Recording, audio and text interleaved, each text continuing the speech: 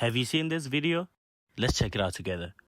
I think the biggest difference between racism in America and racism in South Africa is I find that South African racism is and was a lot more blatant. And I always say to people, I know it's strange to say this, but I often think that was the greatest gift the apartheid government gave us, is that it was there, it was happening to you, it wasn't hidden. But then what happened in America is, you hit that period where they started changing things. I don't know if it was around Nixon, and they were like, oh, we've got to be silent about this.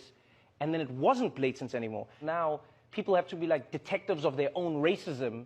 They have to figure it out. So let me give you an example. In South Africa, the government would just say, blacks cannot live in these areas. Now, I'm black, I don't live here. I don't like it, but I don't live here. You get what I'm saying? But then in America, you'd be like, can I get a home loan? And they'd be like, no.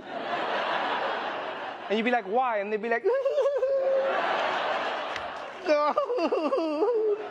They'd be like, why can't I? And then you just start realizing, you're like, wow, how come the black people all seem to only be able to get houses in these areas, but not in these areas? And these school districts are better. How come the money is going here? How come?